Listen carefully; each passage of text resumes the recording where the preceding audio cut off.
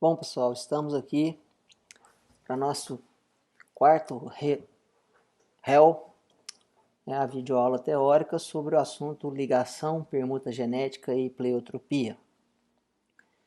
O livro-texto é o nosso livro de genética na agropecuária, cujo capítulo se encontra disponível na biblioteca virtual. Bom, vamos considerar duas características. A característica formato do fruto, cujo fruto pode ter o formato de fruto redondo ou fruto alongado. E o tipo de inflorescência, que ela pode ser simples, ou seja, uma única flor por inflorescência, ou várias flores por inflorescência, que nós chamamos de inflorescência composta. Então, essas duas características vão ser utilizadas como exemplo desse nosso assunto. Então, nós usamos ainda aquela metodologia mendeliana, Partimos de pais puros e contrastantes. Então, o pai 1 é uma cultivar chamada de Yellow Pear, cujo fruto é alongado e a inflorescência simples. E essa cultivar Yellow Pear foi cruzada com o pai 2, que é a cultivar Grape Cluster, que ela tem fruto redondo e inflorescência composta. Como eu disse, os pais são puros e contrastantes. Obtemos a geração F1, obtemos a geração F2 e assim por diante, como nós já vimos lá na metodologia mendeliana, quando falamos das leis de Mendel, da primeira lei de Mendel. E aí nós fizemos todo aquele procedimento e chegamos então nesse quadro aqui. Então o pai 1 está aqui, frutos alongados de inflorescência simples, e o pai 2 está aqui, frutos redondos de inflorescência composta. Partindo desse cruzamento, todos os descendentes da geração F1 foram de frutos redondos e inflorescência simples. E a partir do intercruzamento desses indivíduos da geração F1, foi obtida a geração F2 com esses números observados, e também foi feito o cruzamento da geração F1 com o indivíduo recessivo, gerando o que nós chamamos de cruzamento teste com esses números aqui observados. Então eu vou fazer uma síntese rapidinha do controle genético de cada característica. Então eu vou fazer aquilo que vocês já viram, vou separar as características, vou fazer primeiro para formato do fruto, então eu vou juntar os redondos, vou juntar os alongados, vou formular a minha hipótese e vou testar. Vou juntar os simples, vou juntar as inflorescências compostas, vou formular a minha hipótese e vou testar. Então, resumidamente, o que eu tenho é o seguinte. Do cruzamento de frutos redondos com frutos alongados, a geração F1 foi 100% redonda, a geração F2 segregou de 189 redondos para 70 alongados. Uma proporção próxima de 3 para 1, então a minha hipótese H0, 3 redondos para 1 alongado, foi testada. O valor do Q quadrado calculado foi 0,57, não significativo, nós aceitamos a hipótese H0. Ou seja, a herança do fruto, ou do formato do fruto, é controlada por um gene com 2 alelos com dominância completa, de forma que o alelozão condiciona fruto redondo, o alelozinho condiciona fruto alongado.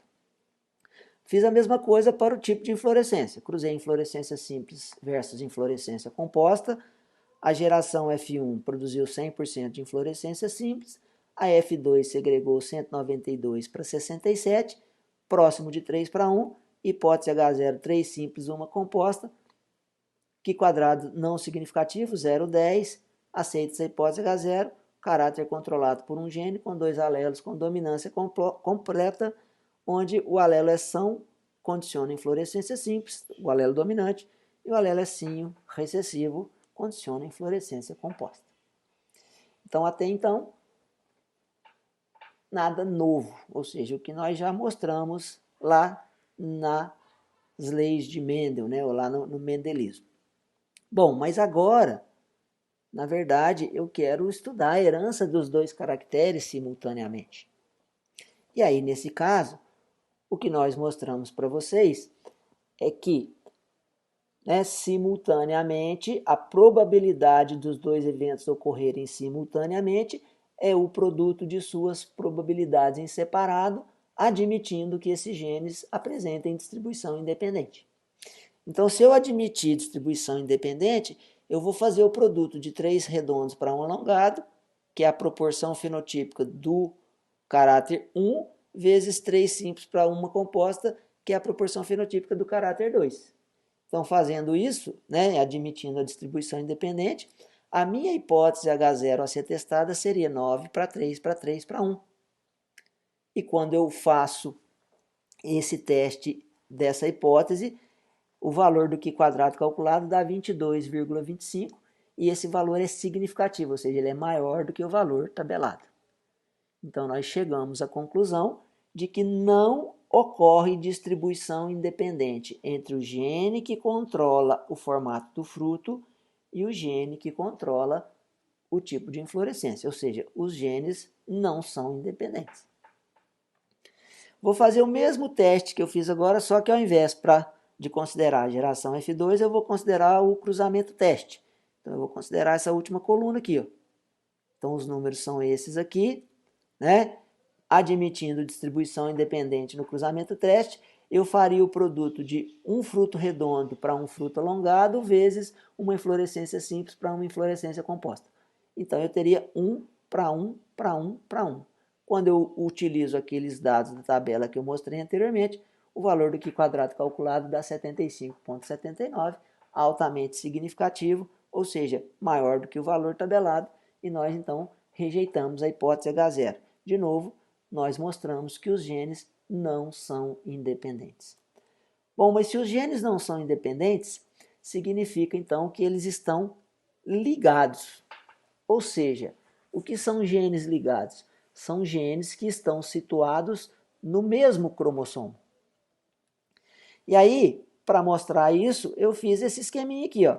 Admitindo genes independentes, eu teria o gene O num cromossomo e o gene S em outro cromossomo. O que nós estamos observando aqui agora é isso aqui, ó, que o gene que controla o formato do fruto, o gene O, está situado no mesmo cromossomo que o gene S, que controla o tipo de inflorescência. Então, toda vez que os genes estão no mesmo cromossomo, nós dizemos que esses genes estão ligados. E o que vai acontecer se eu imaginar uma divisão celular, uma divisão meiótica, por exemplo? Todos os alelos que estão nessa cromátide ou nesse cromossomo aqui vão para o mesmo polo e todos os alelos que estão nesse cromossomo homólogo vão para o mesmo polo. Então, eles vão sempre caminhar juntos. Tá certo? Então, só para vocês visualizarem o que eu estou dizendo, né? Os genes ligados, localizados no mesmo cromossomo, na verdade, são vários. Por quê? Porque relativamente eu tenho um pequeno número de cromossomos nas espécies e um grande número de genes. Então, se eu dividir um grande número de genes por um pequeno número de cromossomos, eu espero ter aí na casa de milhares de genes no mesmo cromossomo. E todos os genes que estão situados no mesmo cromossomo, como exemplo desses genes que estão situados no cromossoma 1 do tomateiro, eu tenho o que nós chamamos de um grupo de ligação. Então, esse cromossomo 1 faz performance, né, como um grupo de ligação, o cromossomo 2 perfaz um grupo de ligação, o cromossomo 3 outro, o 4 outro e assim por diante. Veja que isso aqui é apenas um mapa parcial. Eu tenho muito mais genes né, além dos quais estão colocados aqui nesse mapa. Bom, então, pensando que a ligação é muito mais frequente do que nós imaginamos, essa ligação ela pode ser completa ou ela pode ser parcial. Então, se eu partir desse cruzamento aqui dos pais puros e contrastantes, obtendo a geração F1, o que eu espero? Olha, eu espero partindo de um cruzamento teste. Por que do cruzamento teste? Porque eu sei que quando eu faço o cruzamento teste, esses gametas provenientes do testador, eles não vão influenciar na minha proporção fenotípica da descendência. Quem vai determinar a proporção fenotípica da descendência são os gametas produzidos pelo indivíduo F1. Então, partindo do princípio da ligação ser completa, o que eu espero? Olha, eu espero que ocorra apenas os mesmos gametas que ocorreram nos genitores. Quais foram? O gameta Ozão Sinho e o gameta Ozinho São. Então, aqui só vai acontecer o gameta Ozão Sinho e o gameta Ozinha São. Eles vão se unir com gametas do testador, que é Ozinha Sinho, então esses gametas provenientes da F1 vão determinar a frequência fenotípica da descendência. Então, quando eu tenho apenas os gametas paternais ou parentais, nós dizemos que a ligação é completa. Mas pode acontecer da ligação ser parcial, e o que difere a ligação parcial da completa? É que além dos gametas paternais ou parentais, são produzidos também os chamados gametas recombinantes. Tá? Então, esse gameta Ozão São e esse gameta Ozinha Sinho, eles não foram produzidos pelos genitores. Então, eles apareceram aqui no momento da meiose, né, em função da recombinação que aconteceu entre esses cromossomos que estão carregando esses genes aqui. E eu vou mostrar isso com um pouco mais de detalhe daqui a pouco. Então, quem faz isso, na verdade, né, essa recombinação, é a permuta genética. Então, olha o que acontece. Olha, eu tenho um cromossoma que veio do pai, ele está aqui marcado ou colorido, né, de um marrom mais escuro, e eu tenho aqui o outro cromossomo que veio do outro genitor, que está no amarelo um pouco mais claro. Então, quando ocorre a divisão meiótica, né, na intérfase vocês viram lá que ocorre a duplicação cromossômica. Então, cada cromossomo vira duas cromátides irmãs. As cromátides irmãs homólogas, elas se pareiam e formam os bivalentes. Então, aqui eu tenho as cromátides irmãs pareadas. E nessas cromátides irmãs, essas cromátides não irmãs aqui, ou seja, essa aqui mais escura e essa aqui mais clara, é entre elas que pode acontecer, então, a troca entre segmentos, que nós chamamos de permuta genética ou de crossing over. Então, o que vai acontecer quando terminar o processo de divisão meiótica? Essa cromátide aqui, que veio do genitor, ela vai formar um gameta. Essa cromátide amarelo que veio do outro genitor vai formar outro gameta. Esses gametas são chamados gametas paternais ou parentais. Essas duas cromátides do interior aqui que se trocaram segmentos, ou seja, que se permutaram, elas também vão formar gametas. E esses então são chamados gametas recombinantes. Então vejam bem que para haver a formação de gametas recombinantes, tem que acontecer uma permuta genética entre os dois genes que nós estamos considerando naquele cromossomo. E eu já vou adiantar uma coisa aqui que eu vou voltar a falar lá na frente. De uma forma geral, a frequência dos gametas recombinantes ela é sempre menor do que a frequência dos gametas parentais. Bom, quando nós temos a ligação ou quando nós temos os genes ligados, para diferenciar a forma de escrever o genótipo dos genes independentes, nós colocamos os genótipos de genes ligados na forma fracionária. Entendam que é uma forma fracionária um pouco diferente, porque aqui eu não tenho numerador e denominador. O que eu tenho é o seguinte, esse traço representa um segmento cromossômico e eu vou representar na parte de cima, né, no que seria o numerador da minha fração, os alelos que estão num cromossomo, e na parte de baixo, que seria o denominador da minha fração, eu vou representar os alelos que estão no cromossomo homólogo. Então, nesse caso aqui, como os genitores são puros, eu tenho alelos iguais. Então, ozão, ozão, é sim, é sim. Esse ozão é sim está num cromossomo, esse ozão é sim de baixo está no cromossomo homólogo. A mesma coisa acontece para o outro genitor. O ozinho são está num cromossomo, o outro ozinho são está no cromossomo homólogo. De novo, como são homozigotos, não tem problema. Então, esse indivíduo só vai produzir o gameta ozão sinho, esse indivíduo só vai produzir o gameta ozinha são, de forma que quando esses gametas se unirem, eu vou formar o genótipo F1, ozão sinho, que veio desse genitor, e ozinha são, que veio desse genitor. Então, de novo, esses alelos que estão aqui representados estão num cromossomo, e esses alelos que estão no denominador representado são aqueles alelos que estão no cromossomo homólogo.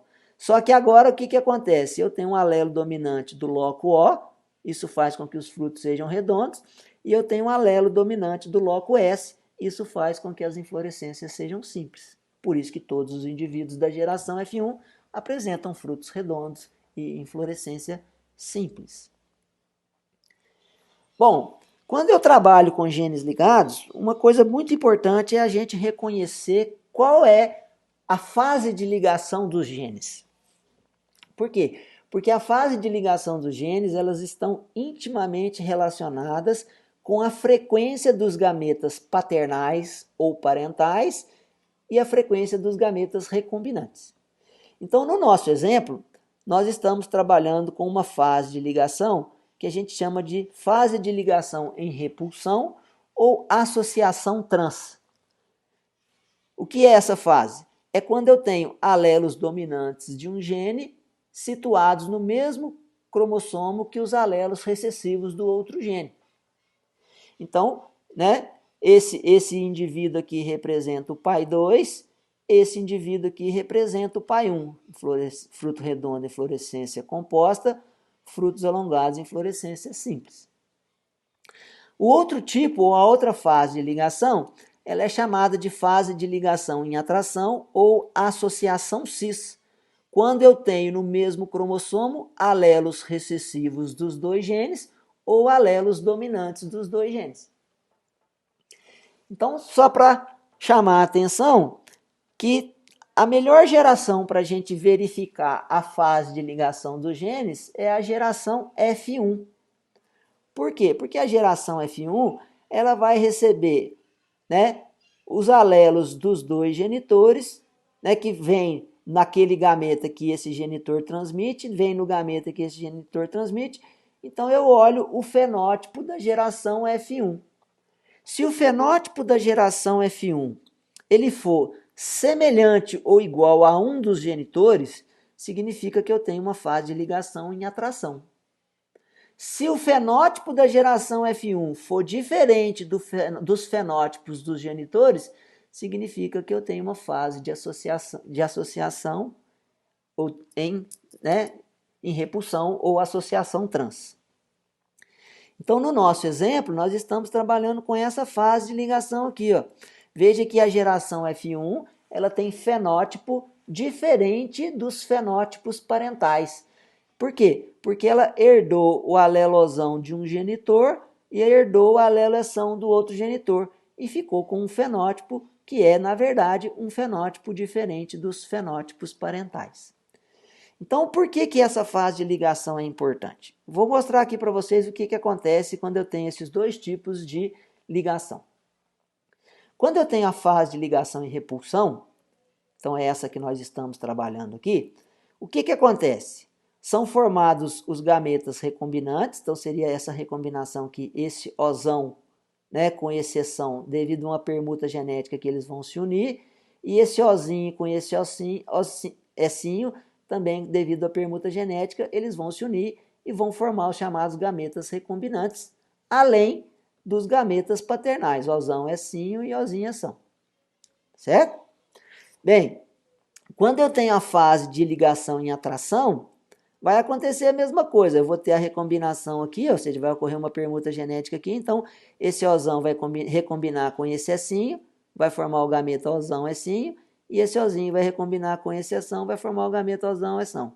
Além dos gametas paternais, Ozão é São e Ozinho é Sim.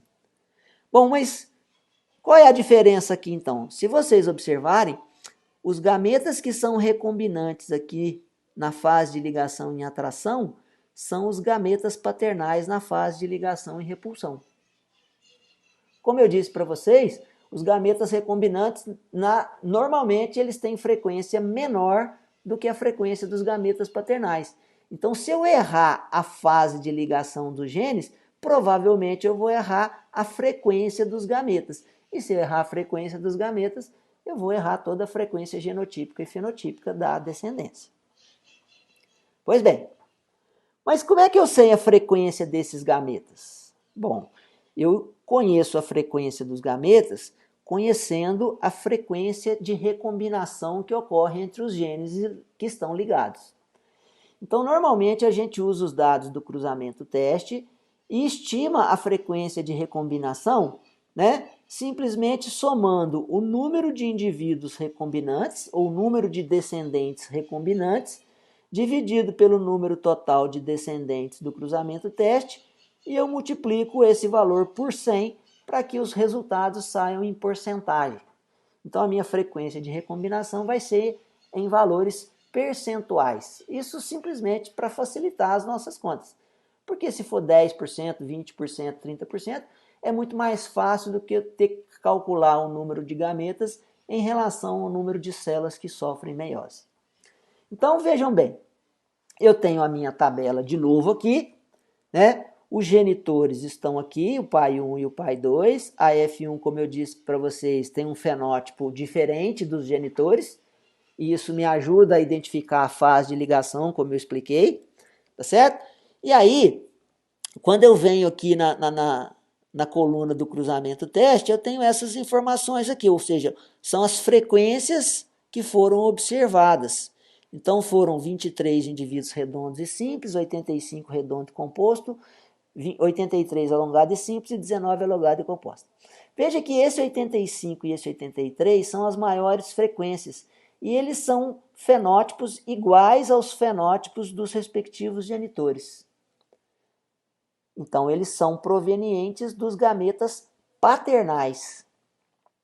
Os fenótipos recombinantes são os menos frequentes. Então, seria o 23 e o 19. Mas e como é que eu sei que ele é recombinante? Olha, eu peguei a informação do fenótipo redondo do genitor 2 e combinei com a informação simples do genitor 1. Então, formou o fenótipo redondo e simples, e veja que ele é menos frequente do que os indivíduos que têm o mesmo fenótipo paternal.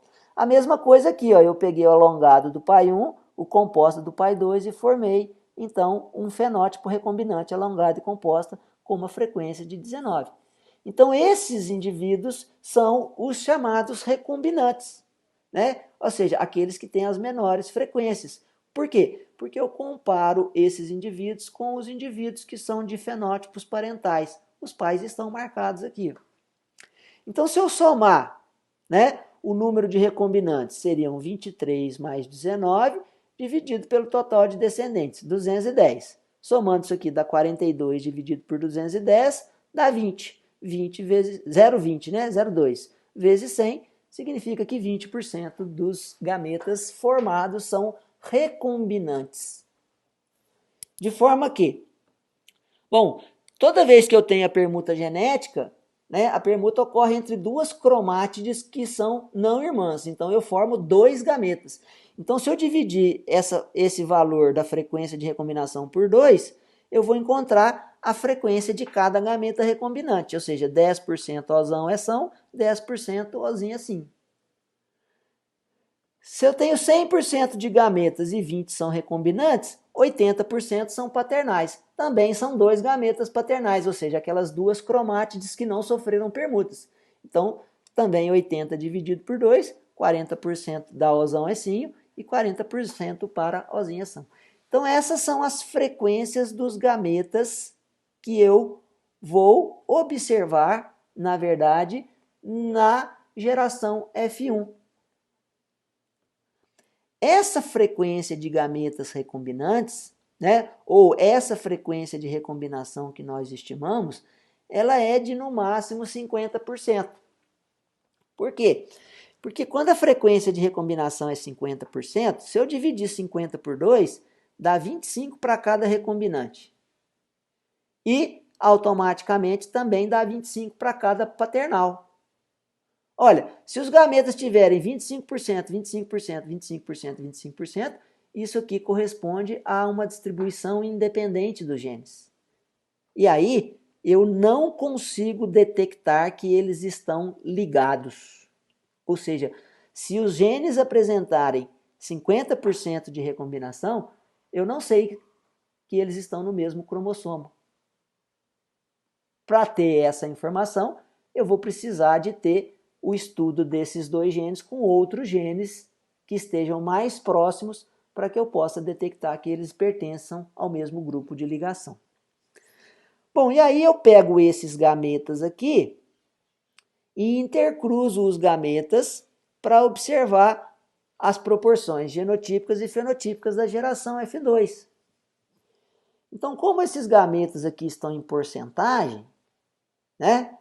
O que eu teria que fazer? Eu teria que pegar 10% dividido por 100, 10% dividido por 100, fazer o produto desses gametas e depois multiplicar por 100 para que o resultado saia de novo em porcentagem. Então, para evitar essas contas aí, o que eu fiz? Eu dividi esse valor por 10, dividi esse valor por 10, de forma que quando eu faço esse produto, esse valor já está em porcentagem. Então, eu peguei o 10% e dividi por 10, ficou 1. 40% dividido por 10 ficou 4. 40% dividido por 10 ficou 4. 10% dividido por 10 ficou 1. A mesma coisa eu fiz aqui. Então, se vocês somarem esses números que estão dentro do quadro aqui, o somatório desses valores aqui vai ser igual a 100, que é o 100% de descendentes. Mas eles são genótipos. E os fenótipos? Bom, então para ter fruto redondo tem que ter o alelo osão, que é dominante, e para ter inflorescência simples tem que ter o alelo eção, que é dominante. Não me interessa se ele está no numerador ou no denominador do meu genótipo. Né? Por exemplo, o alelosão aqui está no denominador, mas como ele é dominante, ele vai expressar o seu fenótipo. Então, se vocês somarem todos esses números que estão circulados aqui, vocês vão observar que eu tenho 51% dos indivíduos da geração F2 vão apresentar frutos redondos em inflorescência simples. Para ter fruto redondo em inflorescência composta, tem que ter o alelosão, mas tem que ter os alelos recessivos assim e assim. Então, se vocês somarem esses que estão em azul, 24%. Para ter fruto alongado em fluorescência simples, tem que ser ozinho, ozinho, eção, traço. Então, a forma de expressar fracionária é assim, também 24%. E, finalmente, o indivíduo que é recessivo, ozinho, assim, ele vai ter fruto alongado em fluorescência composta na proporção de 1%. Então, para demonstrar que os meus cálculos estão corretos, eu fiz uma comparação da segregação fenotípica observada, que foi aquela que está na tabela original que eu mostrei lá, né? E a esperada, com base nesse resultado que eu acabei de calcular aqui, 51, 24, 24 e 1, né? E assumindo que a permuta genética entre eles seja de 20%. Então, se vocês observarem, né, as proporções observadas e esperadas, fazendo o teste de Q quadrado, o valor calculado foi 1,30, menor do que o valor tabelado, Q quadrado não significativo, aceita-se a hipótese H0, ou seja, as proporções observadas, elas obedecem àquelas proporções, 51%, 24%, 24% e 1%. Bom, então, só para demonstrar fisicamente, né, onde que ocorre a permuta, eu trouxe aqui essas fotografias de microscopia eletrônica mostrando os pontos que foram observadas permutas. Esses pontos aqui são chamados de quiasmas. Então, o que é o quiasma? É uma evidência física dos pontos onde houve a troca entre cromátides não irmãs. Então, eu posso dizer para vocês que toda vez que eu observo um quiasma, né, imagina que eu tenho 4 cromátides pareadas, duas delas, as duas centrais, vão sofrer permuta e as duas externas não vão sofrer permuta. Ou seja, de 4, 50% sofre permuta. Então, para cada quiasma, eu tenho 50% de frequência de recombinação. Então, eu posso escrever para vocês que a frequência de recombinação é igual a metade da frequência de quiasmas. Bom, como eu calculei a frequência de recombinação entre o gene O e o gene S, eu posso dizer que a frequência de quiasmas é 2 vezes a frequência de recombinação, ou seja, 20 vezes 2, 40. Então, em 40% das células que vão sofrer meiose, nós vamos observar a permuta genética, nós vamos observar o quiasma. Nos outros 60% das células que vão sofrer meiose, nós não vamos observar a permuta genética. E aí, por que a frequência de gametas recombinantes vai ser sempre menor do que os gametas parentais? É por conta disso aqui, ó. Os gametas recombinantes, eles só vão aparecer nas células que vão sofrer meiose mas que vão apresentar a permuta genética. Então, se eu pegar de novo o exemplo do tomate que eu acabei de mencionar, apenas 40% das células vão estar nessa situação aqui de permuta genética. E 60% das células vão sofrer meiose sem permuta genética, ou seja, vão ser formados mais gametas parentais do que gametas recombinantes, chegando naquele limite de frequência de recombinação igual a 50. Se a frequência de recombinação é igual à frequência de quiasma sobre 2, e se a frequência de recombinação for 50, quer dizer que a frequência de quiasma é 100, ou seja, tem quiasma em todas as células que estão sofrendo meiose. E aí eu repito para vocês, eu não consigo detectar que esses genes estão ligados. Por quê? Porque a frequência de gametas paternais e gametas recombinantes vão ser exatamente igual a 1/4.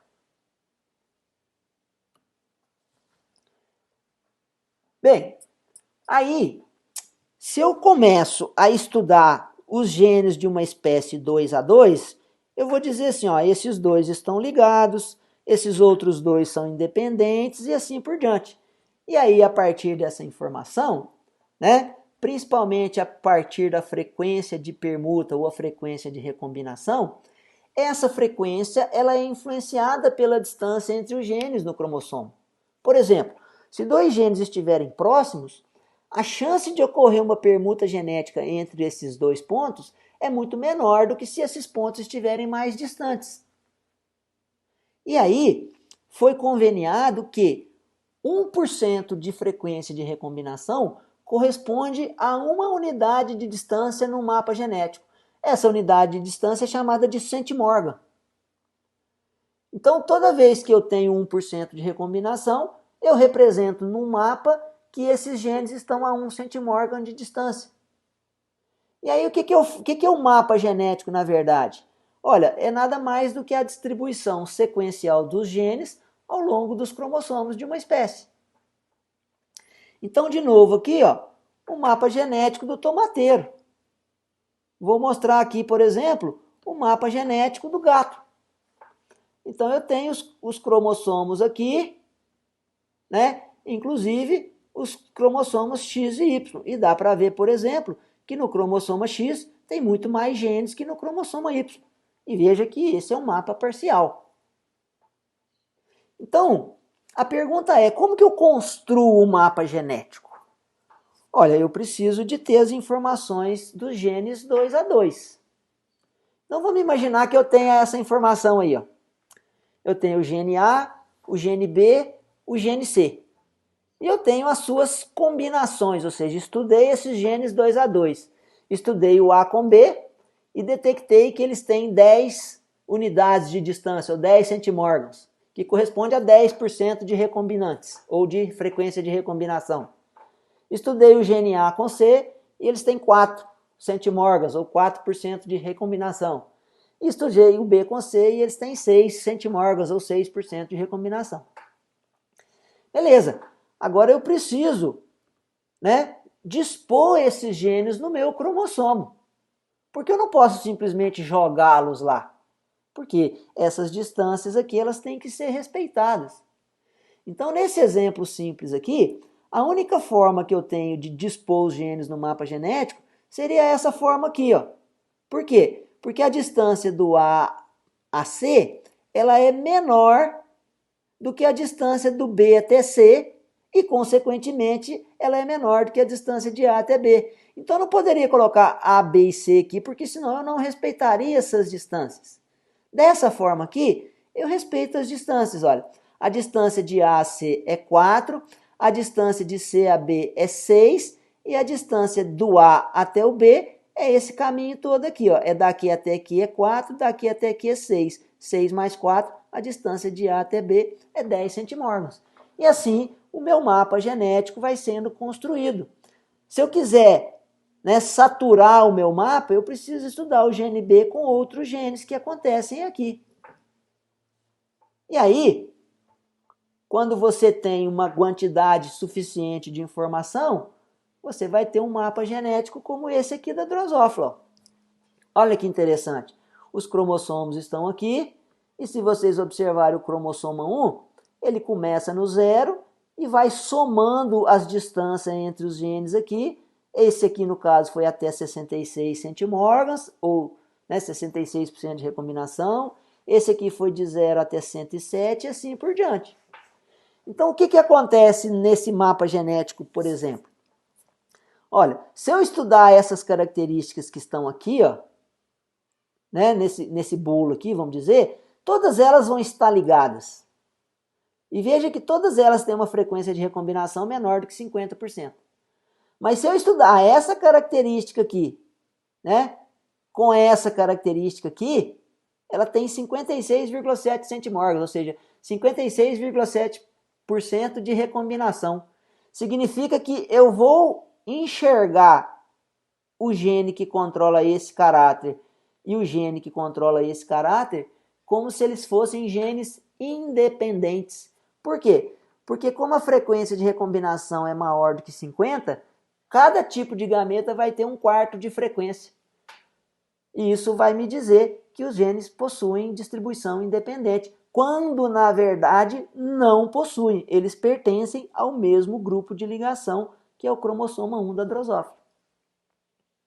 Então veja que, conhecendo um pouco do mapa genético da espécie, eu já posso predizer ou prever o que vai acontecer numa série de cruzamentos, considerando 2 ou mais genes simultaneamente.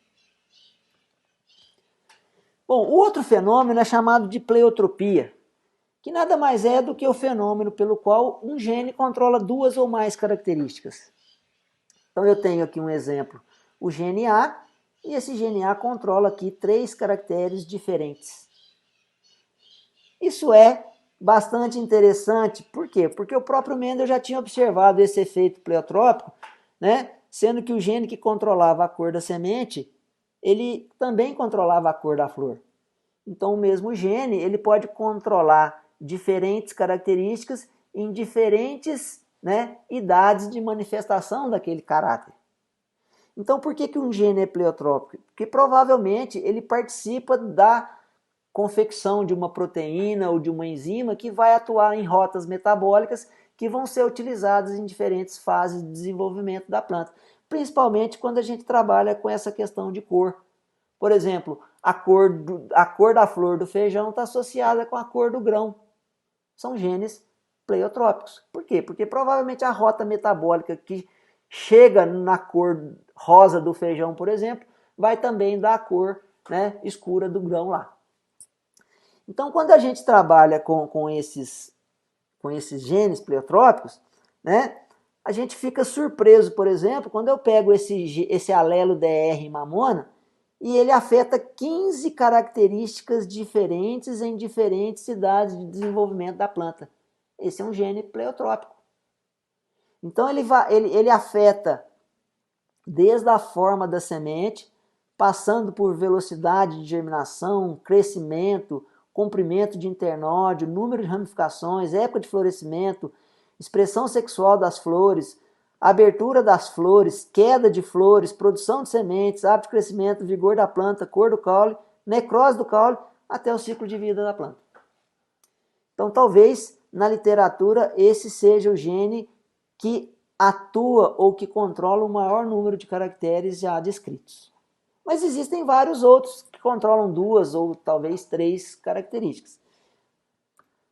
Por exemplo, esse gene aqui, chamado de Frittel, que é denominado de gene F, feeder é pena. Então as penas são enroladas para fora. Então o que acontece? Em vez da galinha ficar com as penas sobrepostas e se proteger do calor, as penas ficam arrepiadas. E aí a galinha perde calor. E como ela perde calor, ela tem que comer mais. Como ela come mais, ela vai ter uma hipertrofia do aparelho digestivo, ela vai ter uma hipertrofia do aparelho circulatório para manter a temperatura e, consequentemente, uma hipertrofia do aparelho excretor. E, consequentemente, uma menor produção de ovos. Isso a gente chama de pleiotropia sindrômica. Por quê? Porque é um gene só, mas ela afeta uma série de características, que acaba virando uma síndrome, ou seja, há uma hipertrofia generalizada dos aparelhos digestivo, circulatório e excretor, que acaba virando uma síndrome. O que acontece com esse gene F?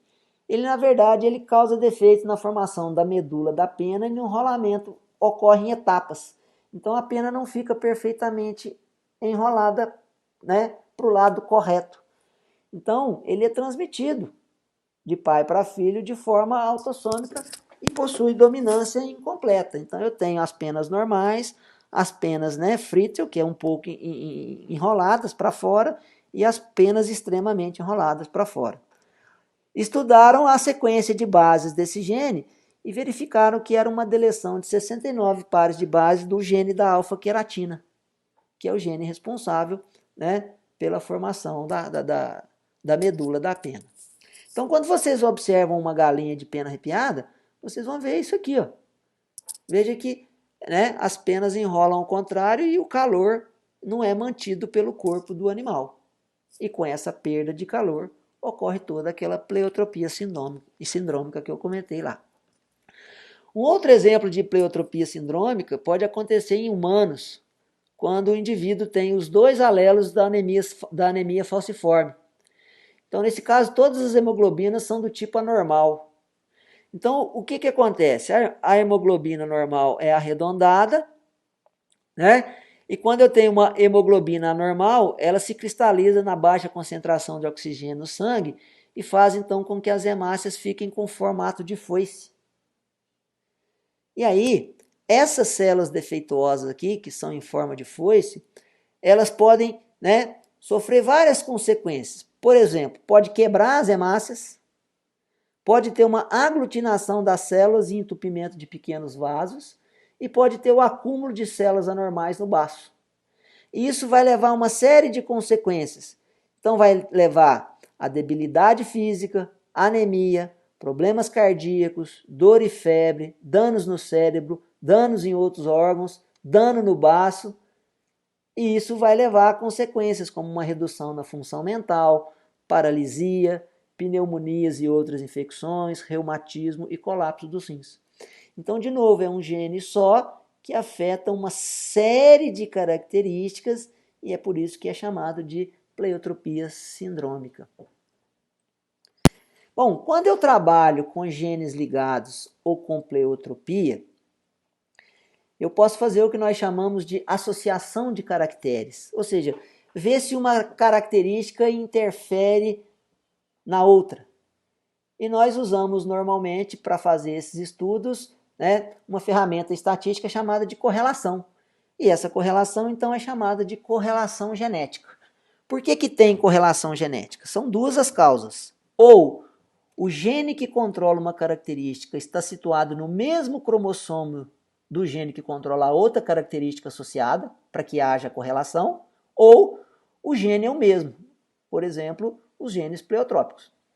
Então só tem correlação genética se tiver ligação ou se tiver pleiotropia.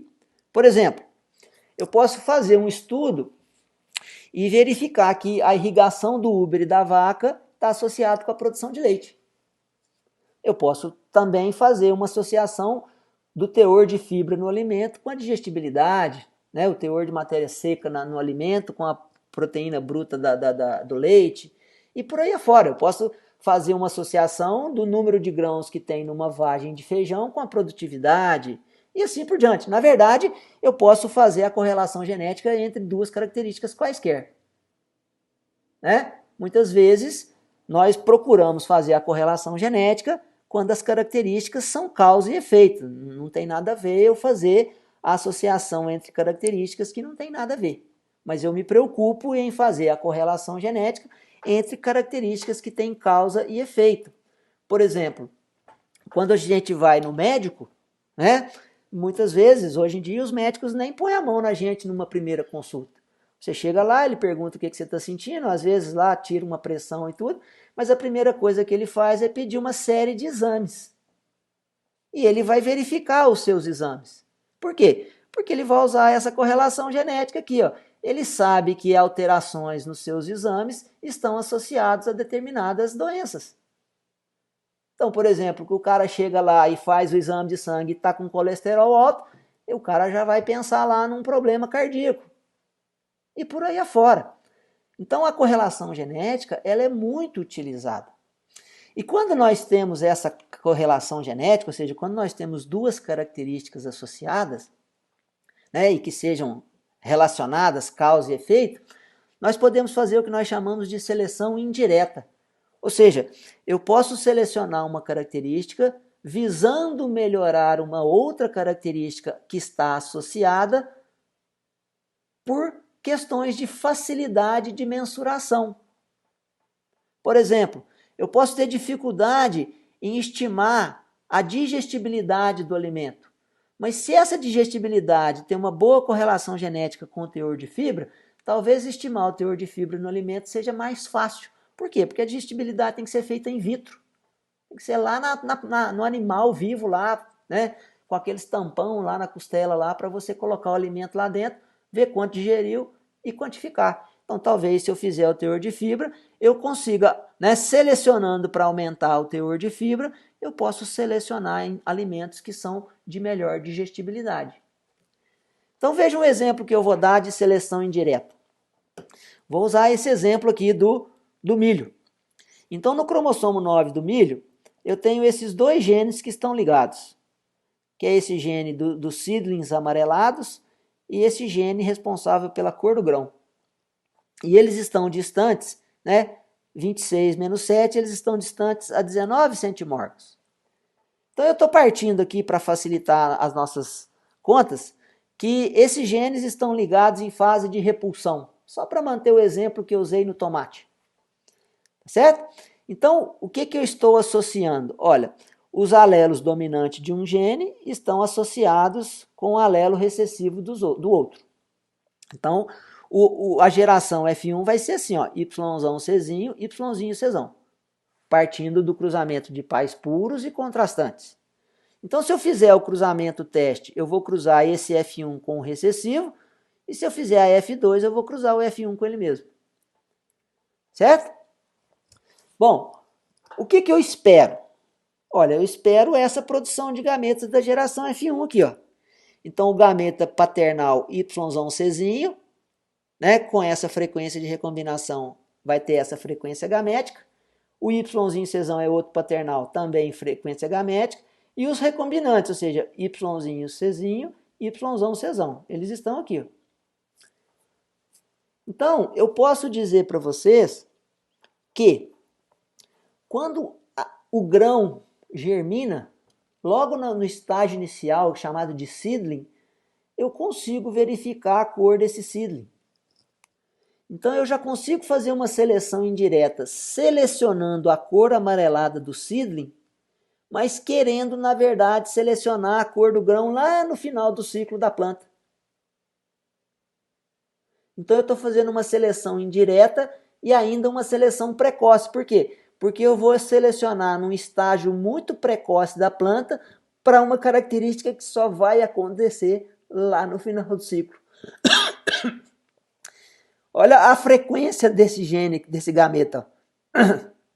Cílios amarelados com grão da cor que me interessa. 40%. Significa o quê? Que eu vou eliminar um monte de indivíduos que eu teria que esperar crescer, conduzir, irrigar, capinar, adubar no campo, e eu vou levar apenas aqueles que têm o potencial de ter aquele grão que me interessa. Vou errar? Vou errar um pouquinho, porque sem querer eu vou estar levando esse material aqui, ó, que também vai ter seedling amarelado, mas ele vai ter o grão de uma cor indesejável. Mas é 9%, 9,5%. Então lá na frente eu elimino esses indivíduos aqui. Mas olha o que eu vou deixar de levar. 50% dos indivíduos que não vão ter a cor que eu quero, eles já vão ser eliminados logo nos primeiros estágios de desenvolvimento da planta. Então isso, muitas vezes, facilita a seleção de uma característica que só vai acontecer lá no final do ciclo do indivíduo. E aí eu já consigo, então, né, selecionar os indivíduos que potencialmente terão essa informação lá no final. Bem, nessa mesma linha de seleção indireta, eu posso fazer uma seleção assistida por marcadores moleculares. O que seria um marcador molecular? Um marcador molecular seria um marcador de DNA que marca a sequência de bases nitrogenadas de um determinado segmento do DNA. Então, toda vez que eu usar um mesmo protocolo, eu vou ter uma marca. Quando a gente fala uma marca, é uma banda, né, que vai ser a presença daquela sequência de bases nitrogenadas que é do seu interesse. E toda vez que eu tiver essa marca precisa, primeiramente, estar associada a uma característica de interesse. Por exemplo, eu posso usar uma marca, né, que esteja associada a um alelo de resistência a patógenos, por exemplo. Então, o que eu faço? Olha, eu não preciso de inocular a planta com o vírus ou inocular a planta com um determinado patógeno. No nosso exemplo aqui, é resistência de batata ao vírus Y, que é um vírus extremamente danoso à planta de batata. Quando ele infesta uma lavoura, ele praticamente reduz a produção em pelo menos 50%. Então, o que você faz? Você consegue saber se um clone de batata ele é resistente a esse vírus simplesmente pegando uma folhinha, extraindo o DNA e usando um determinado protocolo para você fazer uma análise molecular. Existem várias técnicas, né? Existem os PCRs, existem os SRRs, os SNPs. Para quem tiver interesse, existem disciplinas aí que são ofertadas, inclusive ela chama marcadores moleculares, que ensinam essas técnicas. Né? São disciplinas eletivas que podem ser cursadas por qualquer um. Então, no caso da batata, essa sequência, né, do marcador, ela está associada com uma sequência que corresponde a 321 pares de base. Então, olha o que acontece. Eu coloco testemunhas suscetíveis, veja que elas não têm a marca, não têm a banda, porque elas não têm um alelo de resistência. Coloco testemunhas de resistência, veja que elas têm a marquinha de resistência. E aqui eu tenho 20 clones, do 1 ao 20. E eu quero saber se esses clones são suscetíveis ou são tolerantes ao vírus, antes mesmo de colocá-los no campo. Então eu coloco o tubérculozinho para germinar, nas primeiras folhinhas eu coleto, vou lá, extraio o DNA e faço essa análise. Veja que todos os 20 clones apresentaram a banda de resistência ao vírus Y da batata. Então eu não preciso colocar a planta no campo, multiplicar o vírus em laboratório, fazer a inoculação, esperar um tempo, dar uma nota, verificar se teve escape ou não. Por quê? Porque se o indivíduo tem o alelo de resistência, ele é resistente ao vírus.